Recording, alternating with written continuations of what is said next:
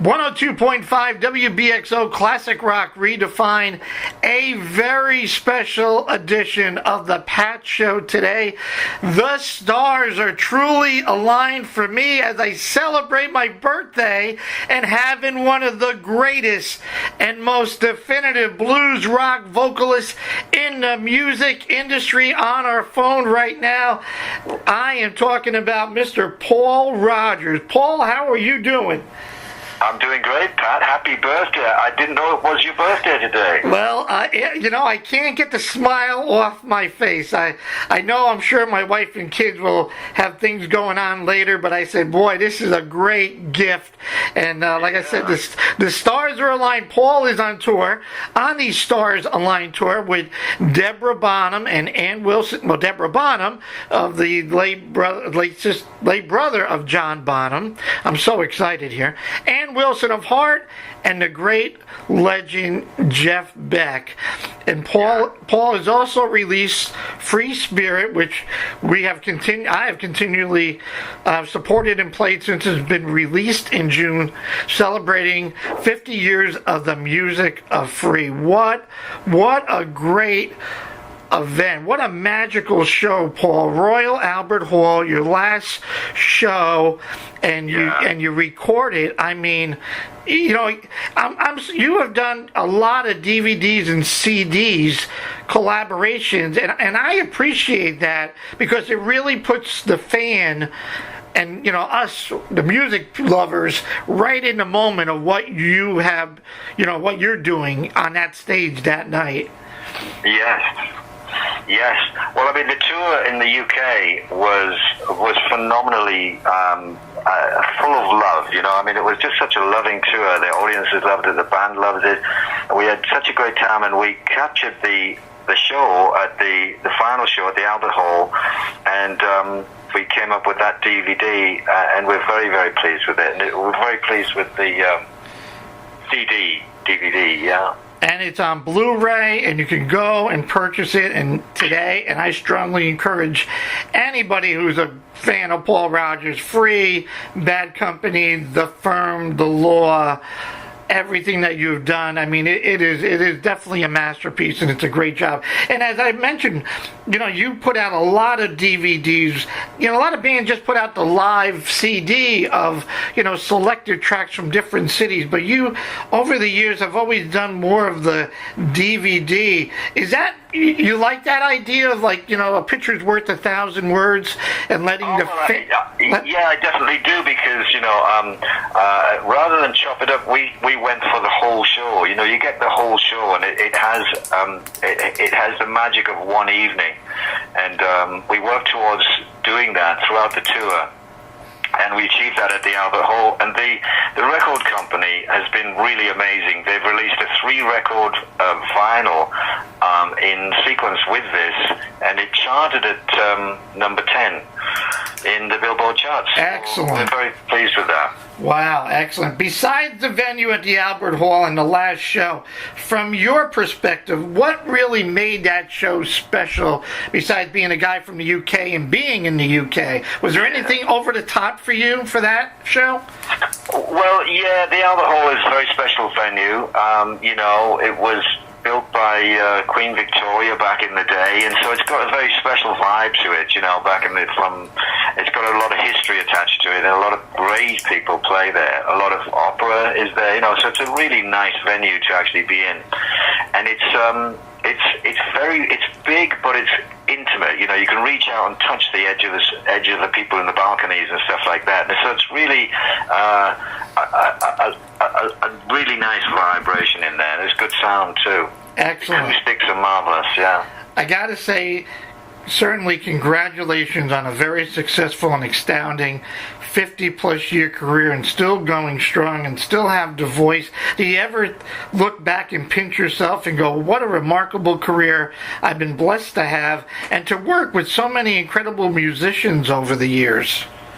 I do that. I do, Pat, every day, because I do feel so blessed to be playing my music and still out there doing it, and I love what I do. So, yeah, it's great. You have been involved with writing so many outstanding songs. Is there anyone on your bucket list that you would like to have an opportunity to co-write, or any? You know, a lot of artists have certainly passed on. Anybody that you would have said, man, I think I read you really would have liked to have hooked up with George Harrison back in the day. Would. Yeah, I sure would. Well, you know, listening to the Beatles and George Harrison in particular, actually, it got me into meditation as well, and I still meditate, and I still find that very helpful. And yeah, there are a lot of people. There's some great talent out there. I love CeeLo Green. I think he's fantastic. Does that make me crazy? and yeah, I mean, he's a great singer. There's some lovely people out there smashing. There's great talent still bursting through. It's fantastic. I mean, I think of the songs. I mean, I've always been a Free fan. I love Wishing Well. I love Mr. Big. I love the guitar part in Steeler. But my age, I mean, I'm turning 56 today. So, but Bad Company, I've been always a great fan of certainly Bad Company. More a little bit of the baby boomer generation, and you know, you with Mick Ralphs putting together that great chemistry of a band, and your songwriting. What was the songwriting process like working with Mick? Did you just do the lyrics and Mick really work on the musical end of things? Well, we very much work together. I think with every songwriter that I've worked with, Andy Fraser, you know, as well. Andy Fraser and myself wrote a lot of songs for the Free material. And one of the things that we did on the English tour was to play an entirely free set. There was no Bad Company, there was no anything else, just a free set. But when we come over here to the States, where I'm blending the two bands, because Free really is the history of Bad Company. You know, it's the band before.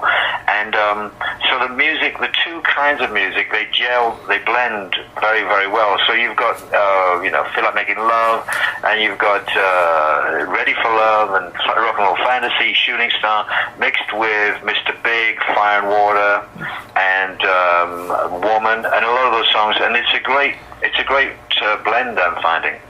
You mentioned Fire and Water, and I gotta ask, I mean, Wilson Pickett does Your Fire and Water. How cool is that? You know, it's funny. When I was writing the song, I did think to myself in the back of my mind, wow, this would be great if like somebody like Wilson Pickett did it. But I didn't push it, you know, and I don't quite know how it evolved that he recorded that song. And I heard that he did it, and I heard the record, and I was completely blown away, because I'm a big fan of Wilson Pickett. I loved The Midnight Hour. So it was a huge honor when he actually recorded my song. Oh my God, yeah, it was great. Incredible. When I listen to that, I go, boy, Paul's got to be like on top of the world going, you know, that's like, you know, Sam Moore or Otis Redding or Muddy Waters going, hey, let me just take that Free song and see what I can do to it. That is cool. Let me ask you, by the way, how is Mick doing these days? I know he had to step aside from a few tours. We hope his health is getting better. You know, Mick had a stroke after the English tour. He played brilliantly on the entire tour, and then afterwards he suffered a stroke, and he is now hospitalized, and his family are taking care of him. But I don't know how well he's doing. You know, they don't let us communicate too much, and we try to communicate, and it's very sad. I would like to see him in better care, to be honest with you. Well, our prayers are sent out to him, and if anything, we continue to support your music and his music. And I think of Bad Company, and I go, back in the day, you know, you were label mates on Swan Song with the rock gods of Led Zeppelin. I mean, how you talk about timing? Timing is everything, right? You hooked up with Peter Grant, and bang, you know, We were in the right place at the right time, because Led Zeppelin, bless them, forever and ever, they were hugely successful, and then they turned around and they wanted to give something back, I guess. They wanted to start their own little label, their Swan Song. A little label, I mean, it was huge. And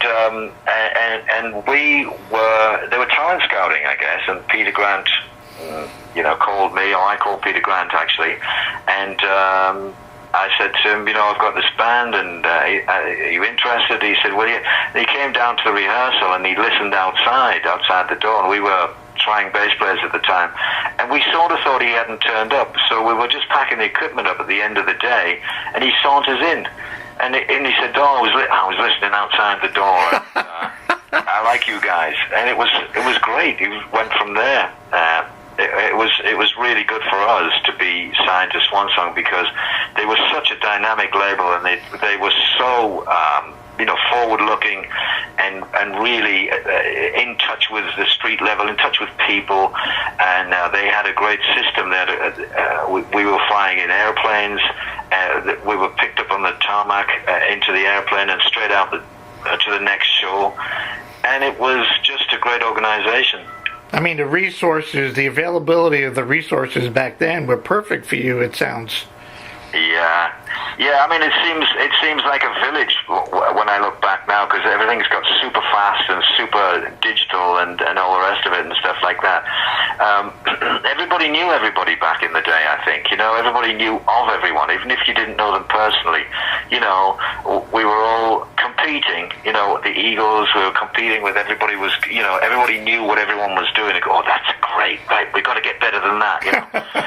And it was good. It was good. Well, now when we bump into each other, it's like the old days revisited. When I see Joe Walsh and stuff like that, it's great. But two perfect, really great bands together, because we even us here, we say classic rock redefined meaning we can play everything, but it always falls back to the blues. I mean, the more, even though I play this definition of classic rock, but it's really more blues rock to me. I mean, I always tell my friends, look at Led Zeppelin, look at the Stones. It's really comes back from it all starts from the blues, any way you look at it. Yeah. Well, yeah, the blues is very fertile ground. It's very creative. It's very malleable. You can change it to every kind of thing. What I like about the 12-bar blues is that it's a structure that anybody can pick up a guitar and play, and they can express themselves. They can say, well, I woke up this morning, and hey, what happened? Well, I had a cup of coffee. I mean, whatever you did, right? And you can put your own lyrics in there, and you writing a song right straight away. That's what's great about the blues. It's a very creative environment, and a lot of people, if you think of Led Zeppelin, they came out of the blues. The Stones, as you mentioned, Jimi Hendrix. There's a lot of blues. Jimi Hendrix was blues on psychedelia, really, wasn't it? You know what I mean? Right. And then Cream came out of the blues. So many people, so many great people. Eric Clapton. Oh yeah, the Yardbirds. I mean, you just Yardbirds, yeah.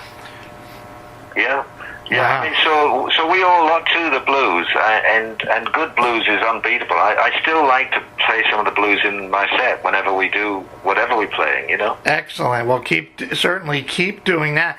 I got to ask you, all right now, I mean, you guys were teenagers. Well, I guess you were pretty much teenagers, maybe early 20s, and you... No, teenagers. We were 17 and 18, yeah. And was this about a particular girl, or were you just, as you were just explaining that process on how you could write a song, what were you doing? There's this girl standing on the street, smiling from her head to her feet, and you just put it together? Well, it's funny, the song almost wrote itself, but we used to play a song called The Hunter. They call me The Hunter, that's my name. A pretty little woman like you is my only game, And we were trying to write, have a full set of all our own material, but we could never not do The Hunter. It was the best song we had. We could never top it. So I said one day to Andy, we have to write a song that's better than The Hunter. We still didn't do it, but we tried to. And I said, something simple with a chorus that people can sing along with, like all right now. And I said, maybe that's it, Wow. So, all right now. And then we just worked the chords out of that. And then I worked backwards from there. I said, okay, what's all right? Well, it's got to be boy meets girl, I think, What happens? Well, what typically happens is there she stood in the street smiling, right? From her head to her feet. That's a big smile, right? it just, it just like rolled on out from there. And let's move before they raise the parking rate. That is, I mean, if that is an anthem, I mean, we play that, and if people sing to that. I go to local venues, and it's always in somebody's cover act. But they don't got the moves like you. Funnily enough, after I'd left Free and formed Bad Company with Mick Ross, we didn't play All Right Now for some. From 72 until 96, that long. I didn't play this. Wow. It was only when I was actually revisiting the blues with a tribute to Muddy Waters album that I had Jason Bonham on the drums behind me, and he's a big Free fan, and he was always calling out behind me, "Let's do Mr. Big, let's do All Right Now," and stuff like that. And I'm saying, "Shh, no, this is the blues tour. We're just doing the blues, right?" And one night he was so loud about All Right Now that the audience picked it up at the front row, and then they went, "Hey, yeah, let's do All Right Now." And so I had the band behind me and the audience in front of me shouting for All Right Now, and just me going, "No, this is the blues." Okay, let's just do it. and it was amazing how refreshing it was to revisit the song after all those years. And it stayed in the set since then, though. Well, that's great to know. We certainly want to hear that on Tuesday. Well, Paul, I can't ask for a better birthday, and I hate to use interview. I like to say I have a great conversation with you, and I hope you enjoyed the conversation. Well, I do want to note to the listeners that Deborah Bonham comes on stage at 6:30, although the Live Nation tickets say 7 o'clock. So you want to get to the seats at 6 o'clock after you buy Paul's T-shirts and buy the Free Spirit DVD and CD. Deborah's on at 6:30, and then there's the great Ann Wilson, and certainly guitar legend Jeff Beck, and then obviously Paul. I've been so excited for this, and you made my day. Thanks, Pat. It's great. It's great to have a birthday, isn't it? It's really lovely, and really, everybody, don't miss Deborah Bonham at 6:30 because she's absolutely fantastic, and she's a great lady. And I want to see if I can get all the listeners to sing Happy Birthday to you with me right now. Here we go. You ready? La la la la. Happy birthday to you. Happy birthday to you. I can't hear you. Happy birthday, dear Pat. Happy birthday to you. Oh my goodness. Thank you, Paul, so much for your time today, bud. Thank you, brother. I'll see you at the show, eh? See you Tuesday night, Jones Beach. Tomorrow, Paul is rocking Cincinnati on the 8th, Indiana on the 10th, in Jersey on the 12th, and looking forward to have a hug and a shake hands, and we can laugh at Jones Beach on the 14th. Paul, safe travels. Thank you again. And let Lynn know about that we can hook up and we can roll the dice. All right. Sounds good to me. Okay. Thank you, Paul. Thanks, man. Okay. Bye now. Bye now.